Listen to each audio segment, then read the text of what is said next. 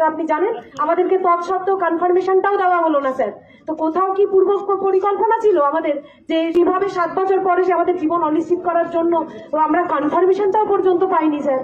আমরা তাহলে কোথায় যাবো, কি কোথায় গিয়ে বিচার চাইবো যদি বলেন স্যার? 7 বছর পরে সে যদি এই পরিস্থিতি হয় স্যার, তাহলে আমরা কোথায় গিয়ে দাঁড়াবো?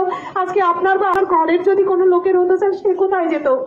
আপনি বলুন স্যার, আমরা কি করবো? আমি জানি অ্যাপ্রুভাল, স্যালারি এগুলো আপনি দেখেন, সবটাই বুঝতে পারছি, কিন্তু আপনার কাছে আমার এই নিবেদন যে আজকে 7 বছর পরে এসে যদি এরকম পরিস্থিতিতে দাঁড়াতে হয় স্যার, এর থেকে তো বারে বারেই বলছি মৃত্যুদণ্ড, স্বেচ্ছা মৃত্যু নয় স্যার, আমাদেরকে ধরে ধরে মারতে হবে। এটুকুই আপনাকে বলতে চাই। আপনি এ বিষয়ে যদি কিছু বলেন, আজকে 7টা বছর কেটে গেছে, আমাদের জীবন থেকে 7টা বছর চলে গেছে। 2 বছর আমি বিবাহিত ছিলাম না, আমার বাচ্চা ছিল না, বা আমার অন্যান্য যারা রয়েছেন সমব্যথীরা তারাও সেরকম স্থিতিতে ছিল না, কিন্তু আজকে 7টা বছর পর এসে স্যার জীবনের অনেক ত্যাগ সাধনা করে আমরা এই শিক্ষকতা পেশায় এসেছি স্যার। আপনার জীবনেও কোনো না কোনো শিক্ষক ছিলেন, যে জন্য আপনি আজকে এই জায়গায়। তো আপনাকে আমার একটাই কথা বলবার স্যার, 7 বছর বাদে এরকম রায়, এরকম পিছু মেনে নেওয়া যায় স্যার, তার পিছনে আরো অনেক অনেক বছরের ত্যাগ সাধনা ছিল স্যার। যদি আপনি কিছু বলেন মানবিক দিকে আপনার ঊর্ধ্বতন কর্তৃপক্ষকে যদি কিছু রিকোয়েস্ট করেন যে এরকম হতে পারে না, সবাই মিথ্যা নয়, স্বচ্ছতা আছে স্যার, এখনো সেই জন্য সূর্য ওঠে, সূর্য অস্ত যায় স্যার, কিছু বিচার করুন, এটুকুই বলবো। মহামান্য বিচারপতির কাছে যাওয়ার মতো ক্ষমতা আমার শারীরিক মানসিক বাবাদের নেই স্যার, কারণ আমাদের মেরুদণ্ড ভেঙে দিয়ে রাস্তায় বসিয়ে দিয়েছে স্যার। কিছু বিচার করুন, আর বলছি 7 বছর বাদে এভাবে ঘুরে দাঁড়ানো যায় না স্যার। আমার বৃদ্ধ বাবা মা, কত বাড়িতে মারণ রোগ রয়েছে, তারা কি করবে স্যার?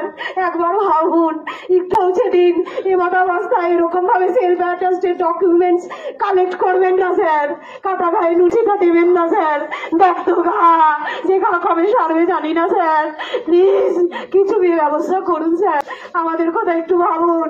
আপনাদের ঘরের মা বোনেরা ভাইয়েরা তার মধ্যে আছে, হয়তো আমি জানি না আপনার পরিচিত কেউ আছে বা নেই, কিন্তু মানবিক দিক থেকে একটু ভেবে দেখুন স্যার আমাদের অবস্থাটা। চাকরি পাওয়ার 2 বছরের মাথাও যদি আমরা বলতেন কোনো সংশয় রয়েছে চলে যান, ঘুরে দাঁড়ানোর সাহস পেতাম, কিন্তু আজ সেই সাহস নেই স্যার। আমরা মরতে বসেছি, মরেছি স্যার। যদি কিছু না পারেন অন্তত আমাদের মৃত্যুদণ্ডের ব্যবস্থাটুকু করুন, আর কিছু বলবো না স্যার। এভাবে পারছি না, এই অসম্মান, এই অপমান, স্কুলে যাচ্ছি সই করতে পারছি না, ছোট ছোট অসহায় মুখ আমাদের দিকে তাকিয়ে রয়েছে, চোখ মেলাতে পারছি না স্যার। কার দোষে স্যার, কার দোষে? সমস্ত পরীক্ষা দিয়ে আমরা এখানে এসেছি স্যার, আপনারা খুব ভালো মতো জানেন।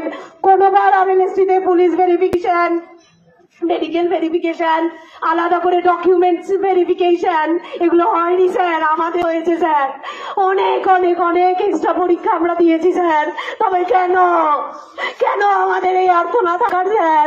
কেন 7 বছর বাদে আমাদের এভাবে মেরে লাথি মেরে রাস্তায় বসিয়ে দেওয়া হলো স্যার? উত্তর কাছে কি আছে স্যার?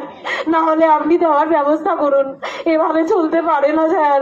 আমরা বসে গেলে সমস্ত সমাজ, ভবিষ্যৎ প্রজন্ম সব শেষ হয়ে যাবে স্যার। একবার একটু ভেবে দেখুন স্যার, আপনার জীবনেও শিক্ষকের ভূমিকা ছিল স্যার, না হলে আপনি তো এখানে থাকতেন না, আমরাও থাকতাম না। আমাদের জীবনেও আইডল শিক্ষক রয়েছে, তার জন্য আমরা আজকে এখানে এসেছি স্যার।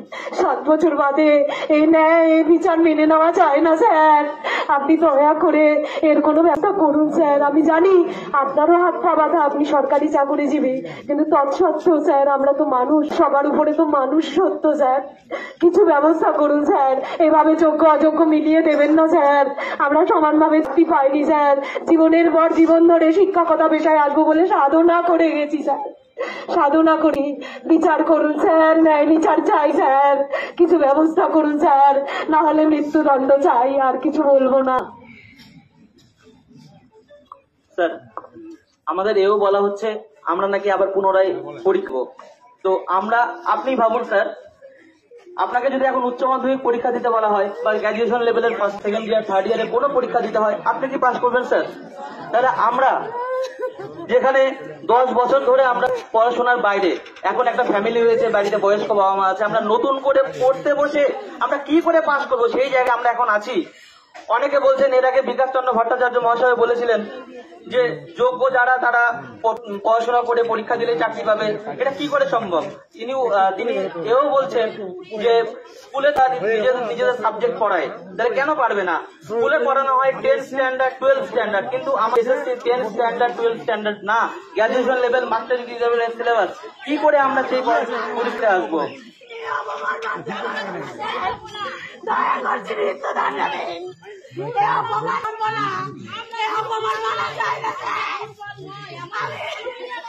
আমার নিজের ডাক আমাকে আমি একজন এটা তো শিক্ষক সমাজের অপমান স্যার।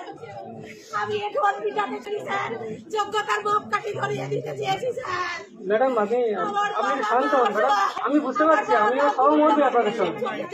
একটু শান্ত হন ম্যাডাম, শান্ত হন। আমিও সহমর্মী আপনাদের সঙ্গে, আমারও হাত পা বাঁধা, আমি নিজেই বলেছি। ম্যাডাম একটু শান্ত হন, ম্যাডাম একটু শান্ত হন। আমিও বুঝতে পারছি যে ঘটনাটা সারা পশ্চিমবঙ্গে ঘটে গেছে, এটা আমিও সহমর্মী সহব্যাপী আপনাদের সঙ্গে, কিন্তু আমারও হাত পা বাঁধা। আপনি বলেছেন আমার যেটুকুনি ক্ষমতা আছে, আপনি যে ডেপুটেশন যেটা আপনারা দিচ্ছেন এই পয়েন্টের উপরে ভিত্তি করে উদ্বোধন কর্তৃপক্ষের কাছে আমি সেটা রাখবো, আমি এই দিচ্ছি, আমি রাখবো। আমিও চাই না যে এরকমভাবে আমাদের শিক্ষক যারা এতদিন ধরে শিক্ষকতা করেছেন তারা আজকে রাত দাঁড়াবে, এটা আমিও চাই না। কিন্তু পরিস্থিতি দেখুন আমি কোথায় আছি, রাজনীতির সুযোগ এক্ষেত্রে আমার হাত পা বাঁধা। তো আমি আমার যেটুকুনি ক্ষমতা আছে আমি সেটা চেষ্টা করবো। আপনি একটু শান্ত হন।